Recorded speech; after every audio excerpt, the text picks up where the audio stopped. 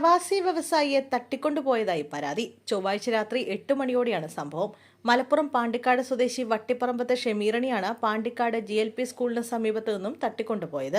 സാമ്പത്തിക ഇടപാടാകാം തട്ടിക്കൊണ്ടുപോകലിന് കാരണമെന്നാണ് സംശയം.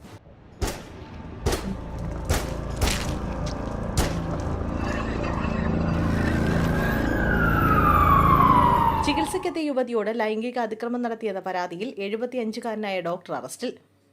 മുരുക്കുംപുഴയിൽ സ്വകാര്യ ക്ലിനിക്ക് നടത്തുന്ന പണിക്കാമാൻകുടി ഡോക്ടർ PN രാഘവനാണ് പിടിയിലായത്. മലബന്ധത്തെ തുടർന്ന് ചികിത്സയ്ക്കായി എത്തിയ യുവതിയോടാണ് ഡോക്ടർ അപമര്യാദയായി പെരുമാറിയത്.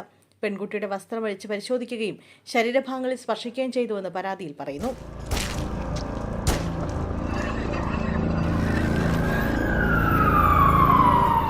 ബദിരയും മൂകയുമായി യുവതിയെ തട്ടിക്കൊണ്ടുപോയി കൂട്ടബലാത്സംഗം ചെയ്ത 2 പേർ പിടിയിൽ.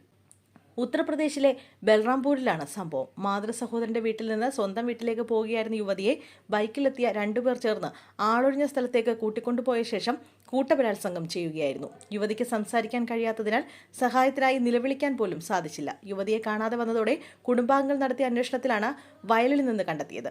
CCTV ദൃശ്യങ്ങൾ കേന്ദ്രീകരിച്ച് നടത്തിയ അന്വേഷണത്തിൽ 24 മണിക്കൂറിനുള്ളിൽ പ്രതികളെ തിരിച്ചറിയുകയും പ്രതികളായ അങ്കുർ വർമ്മ, ഹർഷിത് പാണ്ഡെ എന്നിവരെ ഏറ്റുമുട്ടലിലൂടെ പോലീസ് അറസ്റ്റ് ചെയ്യുകയും ചെയ്തു.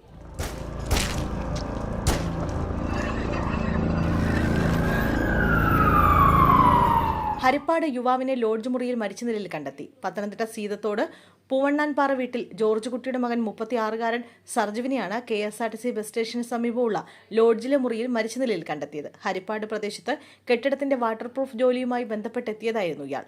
കഴിഞ്ഞ ദിവസം രാത്രി മുറിയിലെത്തിയ സുഹൃത്താണ് അനക്കമില്ലാത്ത അവസ്ഥയിൽ സർജുവിനെ കണ്ടത്. ഉടൻ തന്നെ ഹരിപ്പാട് താലൂക്ക് ആശുപത്രിയിൽ എത്തിച്ചെങ്കിലും മരിച്ചിരുന്നു.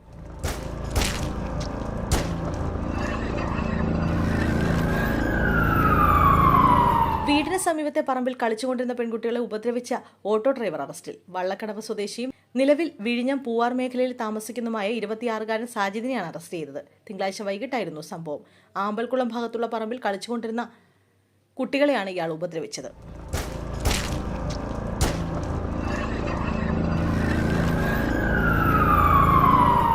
ഓട്ടോറിക്ഷയുടെ വെളിച്ചം കണ്ണിലടിച്ചതിനെ തുടർന്നുണ്ടായ തർക്കത്തിൽ ഓട്ടോ ഡ്രൈവർക്ക് കുത്തേറ്റു. വിഴിഞ്ഞം കരേടിവിള ഭാഗത്ത് ചൊവ്വാഴ്ച രാത്രിയായിരുന്നു സംഭവം. കരേടിവിള സ്വദേശിയായ ദിലീപ് എന്നയാൾക്കാണ് കുത്തേറ്റത്. ദിലീപിന്റെ ഓട്ടോയുടെ ഹെഡ്ലൈറ്റിൽ നിന്നുള്ള വെളിച്ചം അഖിൽരാജ്, വിജയൻ എന്നിവരുടെ മുഖത്തേക്ക് അടിച്ചതിന് പിന്നാലെ ഉണ്ടായ തർക്കത്തിനിടയിലാണ് ദിലീപിന് കുത്തേറ്റത്. ഇരുവരും ചേർന്ന് ദിലീപിന്റെ മുതുകിൽ കത്തിക്കൊണ്ട് കുത്തിപ്പരിക്കേൽപ്പിക്കുകയായിരുന്നു. ദിലീപ് മെഡിക്കൽ കോളേജ് ആശുപത്രിയിൽ ചികിത്സയിലാണ്. യുവാക്കൾക്കെതിരെ വധശ്രമത്തിനുൾപ്പെടെ കേസെടുത്തു. പ്രതികൾ 2 പേരും ഒളിവിലാണ്.